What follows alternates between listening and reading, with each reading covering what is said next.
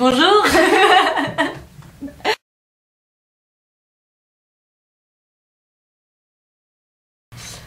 Alors j'écris depuis que je suis toute petite, mais quand j'étais petite j'écrivais des poèmes, des chansons, des choses comme ça.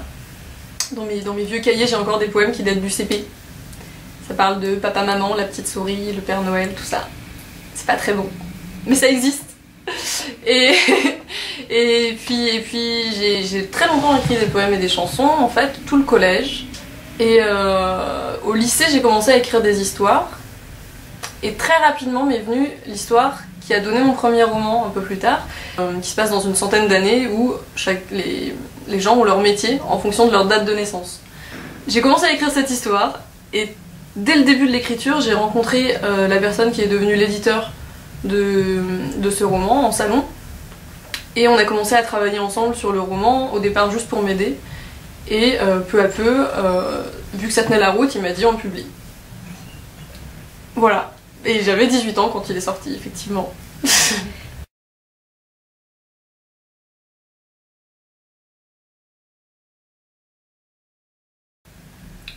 Des thèmes, je sais pas, mais en tout cas, je suis beaucoup dans les littératures de genre, littérature de l'imaginaire, parce que la science-fiction, la fantasy, en fait, ça m'aide à me décentrer. Vu qu'on est censé ne plus être dans notre monde, je me sens beaucoup plus libre de raconter ce que je veux. Et en même temps, et c'est ça qui est génial avec ces littératures-là, c'est qu'on parle d'un extraterrestre dans 2000 ans, mais en fait on parle de son voisin de palier aujourd'hui, parce qu'on parle toujours de l'humain. Et même quand on parle d'un troll, hein, même quand on parle d'un elfe, même quand on parle de ce que vous voulez, en fait on parle de l'humain, hein, clairement.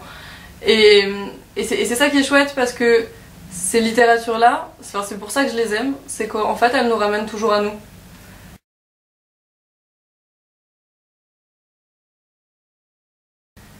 Alors, c'est du contemporain mais j'ai un peu triché, parce que c'est quand même de l'anticipation. C'est quand même de l'anticipation parce que viennent des thèmes comme la manipulation du vivant, et que j'imagine dans ce roman des choses qui peut-être se passe déjà aujourd'hui quelque part, mais si ça se passe en ce moment, c'est en secret et c'est illégal. Moi j'ai imaginé que ça se passait déjà, que des gens étaient déjà capables de manipuler le vivant, et en particulier l'être humain. En fait c'est 5 adolescents. Au début du roman, ils sont tous au collège, ils ont une quinzaine d'années, et au début du roman, l'un se fait renverser par une voiture devant le collège et meurt. Et quelques jours plus tard, les 4 autres vont être contactés par le mort. Ils vont être contactés par le mort, et alors qu'ils n'ont rien à faire ensemble, qu'ils sont ni amis, bon ils sont un peu dans le même collège, ils sont tous dans le même collège, mais ils sont vraiment pas amis, et il n'y a aucune raison pour qu'ils le deviennent. Ils vont être contraints en quelque sorte par le mort à se rassembler et à chercher qui ils sont, pourquoi on les a contactés eux, et pourquoi évidemment Nathan, le premier, celui qui est mort devant le collège, est mort.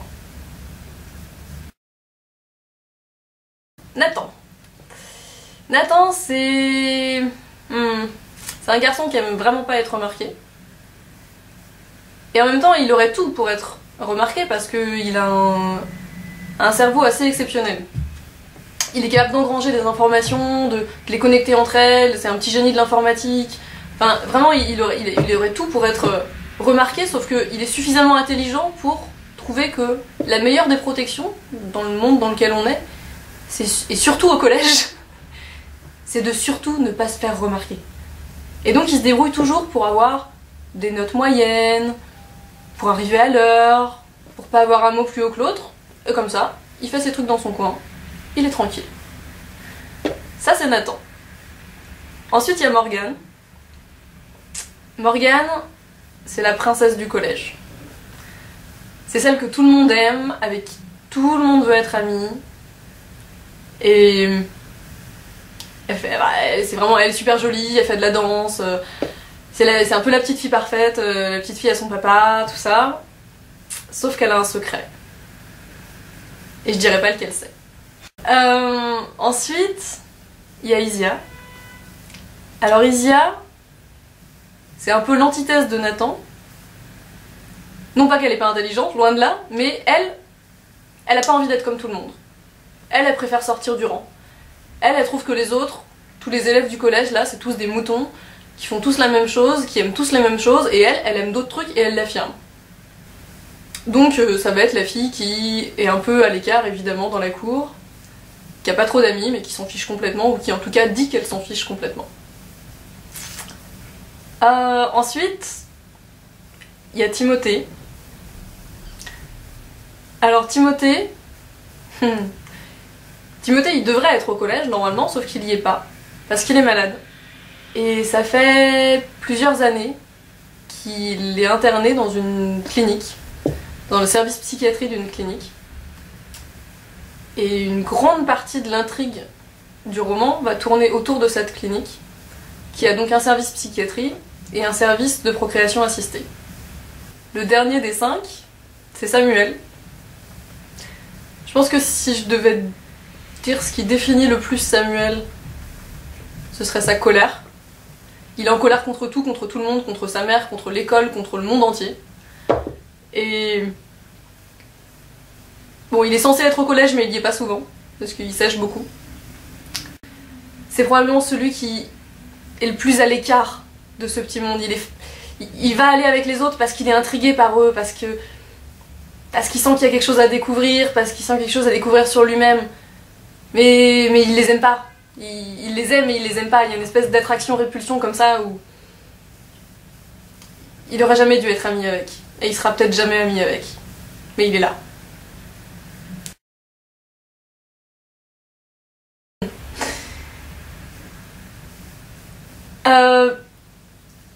Instinctivement les gens diront Isia, ceux qui me connaissent. C'est pas faux. Je pense qu'il y a de moi dans tous les personnages. Après, celui qui me touche le plus, c'est Timothée.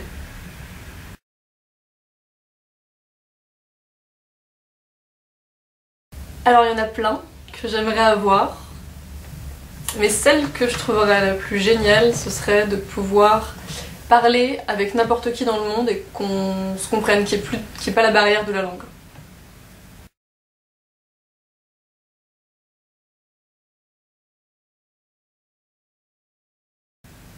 June, on sait pas vraiment si ça se passe dans notre monde ou si ça se passe complètement sur un autre monde, mais il y a quand même des petits éléments qui laissent à penser que c'est notre monde dans très très longtemps. Il y a eu des guerres, il y a eu des épidémies, c'est complètement post-apocalyptique, mais ça peut tout à fait être notre monde. Seulement, il se trouve que il y a le monde des hommes, mais il y a une autre réalité qui cohabite avec, qui s'y superpose, disons, qui est l'invisible. Et dans l'invisible, évidemment, il se passe des trucs. Dans l'invisible, il y a des êtres qui vivent. Il y en a certains qui sont les tenants de l'harmonie, et l'autre les tenants du chaos. Et l'équilibre entre ces deux forces, dans l'invisible, influe sur le monde des hommes. Et 200 ans avant le début du livre, avant le début du premier tome donc, le chaos a pris le dessus sur l'harmonie.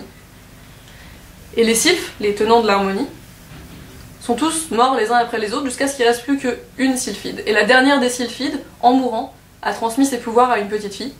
Cette petite fille, c'est June, et c'est elle qu'on va suivre pendant les 3 tomes de la trilogie. Évidemment, elle sait pas du tout qu'elle porte les dons des sylphes en elle, et elle va s'en apercevoir assez rapidement. Et son job, à partir de là, ça va être de rétablir l'équilibre invisible entre les deux forces, pour rétablir par répercussion l'équilibre dans le monde des hommes. Ça va être long, ça va pas être facile, ça prend 3 tomes quand même. Bon courage, June.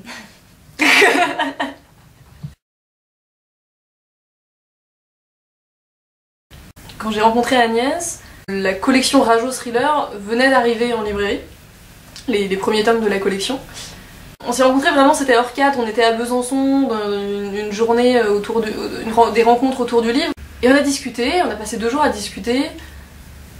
Et au bout d'un moment, Je me dis ok, c'est les éditions Rajo, c'est les bouquins que j'ai lus quand j'étais môme, que j'ai lu, relu, re-relu 50 fois, 100 fois pour certains, que je connais par cœur, des auteurs qui ont formé mon imaginaire d'une certaine manière. Ce serait quand même cool de bosser avec eux. Et donc dans le train qui nous ramenait sur Paris, on a encore discuté. Et je me souviens très bien, on allait prendre le métro, et on se séparait sur les quais de métro, et il dit écoute, est-ce que j'ai une idée, est-ce que je peux t'envoyer un projet pour les Rajo Thriller? Elle m'a dit bien sûr, envoie-moi. Elle a dû le recevoir à peu près 2 jours plus tard. Et on est parti sur le projet du thriller. Et très rapidement, ils m'ont dit qu'ils étaient... les éditrices de Rajo m'ont dit qu'elles étaient intéressées pour reprendre éventuellement plus tard la trilogie que j'étais en train de publier dans une autre maison d'édition, en poche chez Rajo. Sauf que le 3e tome n'est jamais sorti, pour des raisons financières, dans l'autre maison d'édition. Et à ce moment-là, j'étais un peu démunie, je savais pas trop quoi faire. Je me suis tournée vers Rajo qui m'avait parlé de cette reprise poche. Et ils m'ont dit, écoute, tu récupères tes droits de l'autre maison d'édition sur les 2 premiers tomes, et on refait tout en poche chez Rajo. J'ai réussi à récupérer mes droits, et là on a retravaillé du coup les 3 tomes dans une nouvelle version, et ça sort cette année en juin, juillet et septembre. Et bah il y en a plein, là il y a un roman adulte de fantasy sur lequel je suis en train de travailler, qui devrait sortir l'an prochain, c'est pas encore signé, je vais attendre pour en parler. Et puis surtout il y a le 2e tome du thriller avec les mêmes personnages 3 ans plus tard. Tadadam.